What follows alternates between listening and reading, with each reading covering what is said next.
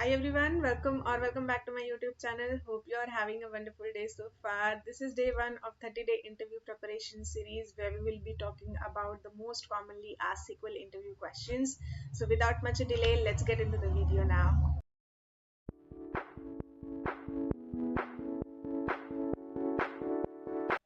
So now to start with, the first and foremost, the very basic question that can come in an interview is what is SQL and why is it essential for data analyst? So SQL is basically a structured query language and it is a standard language for managing and manipulating the relational databases. It is essential because the primary function of the SQL is that analysts use to retrieve the data or the filtration of the data and aggregate it for the higher volume of the transactional data that is generally stored in a corporate databases. So that's how you can answer this particular question. Now coming to the next question, how do you retrieve all the columns and all the rows from a table named products? That can be any table, or they can also ask this question as how can you fetch all the records from a table? So for that you can basically use select star command. So select star will basically fetch all the details from a particular table. So we'll be writing it as select star from the table name, which is in this case is products.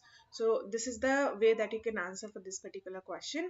Now the third question is write a query to fetch the names of customers who have sales over $500. So this basically from this question, the interviewer wants to check do you have the knowledge on how we can do the filtration in a table or not. So for that you should be familiar with the concept of where clause. So now for this particular answer you have to give attention to the question as to what we have to fetch. So that is something names, that is interviewer is asking for you to fetch the names. So we'll be writing as select customer name. What is the table name for this particular example? We are taking as sales. So from the table name, which is sales, what is the condition that we are giving it? Sales over 500. So where the sales amount greater than 500. So what is this complete SQL query that is going to be fetching this data is select customer name from sales where sales amount is greater than 500. So that's how you can answer this particular question. Now the next question is explain the difference between distinct keyword and group by clause. So you have to be familiar with the distinct keyword and group by clause to answer this particular question. Distinct keyword basically helps us to fetch the unique records from a particular column. So distinct basically removes the duplicate rows from the entire result set that we have, and group by is basically used for the summarization of data. So that is basically is used to group the rows based on a specified column values, and that is often being used in conjunction with the aggregate functions that we have. What are aggregate function? That could be your next question. So what are primary aggregate functions in SQL and what's their purpose? So you can answer that the primary aggregate functions are SQL are min, max, average, sum and count. So as their name suggests, the basic functionality of the same is to get the count of records from the count function. Max is to get the maximum record, is to get the minimum record. Then sum to get the summation of the values that we have in a column, and similarly the count is basically to get the count of number of records that we have. So and average also I think we forgot. So average is to get the average of the number of values or the records that we have. So that is the basic functionality of each of the functions, and they are basically used to summarize the data across the groups or the entire data set we have. So that's how you can answer this question. Now there will be also few query related questions. I have taken few basic SQL queries for this particular first session. Since this is just the day 1, we will be starting slowly to move ahead for the intermediate and advanced level as well, but we are starting with the basic concepts. So now for the SQL query part, they can ask that how can you calculate the total number of orders placed in January 2024. Now if you notice this particular question, there are two things that you have to notice, that we have to calculate the total number of orders. What does that mean? We have to use the count function, right? So we will be using the count function. Now the second is that we have to use a condition in that. What is that condition? That order placed in January 2024. So for that we will be taking select count of order ID from the table name. For this example, we have taken orders table as a table name. Then where the order date is between January 1st January 2024 and 31st January 2024, which will include the complete January month. Okay, that is something that you can write, or you can also use where order date greater than equals to January 1st 2024 and order date less than equals to 31st January 2024. That is also something that you can use. So either use between, or you can use and like with the greater than and less than also. So that both works perfectly fine. You can use either one of those as per your preference. Then the next and most commonly asked interview question is, explain the order of execution of a SQL query. Now let's say for example I'm taking this example, select count of order ID. It's not that SQL query is going to get ahead and start with this particular statement like select statement. No, a SQL query has its own way to execute a particular query. It's its own order. So that's what interviewer is asking you, that how a SQL query gets executed, what is the order of the same. So for that we have that order of execution, that first SQL will look into that from which table the data needs to be fetched, then the condition that needs to be applied, then is there any summarization that needs to happen, then if there is any condition that is being applied on that particular summarization data, and then we will go into the select statement and fetch the data and order it by, and then if there is any limit or offset that is being applied. So what is the order of execution in this case?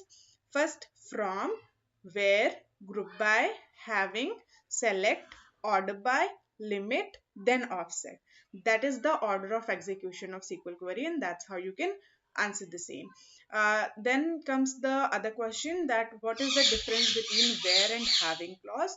So you can answer it like where clause is basically used to filter the individual rows before they are grouped, and having clause is basically to filter the aggregated groups after the group by clause has been applied. So that is something that you can mention in the interview for this particular question. Now the next question is, write a query to find the department IDs where the average salary is greater than 60,000. Now to this particular question, we will be learning the concept of group by and having clause. As I've mentioned, having clause is being used after the group by function. So for this particular question, we will be writing a question, like again we will be noticing the factors of a questions that is being asked. First is select write a query to find the department ID. So what we have to fetch is department ID. So we'll be writing select department ID.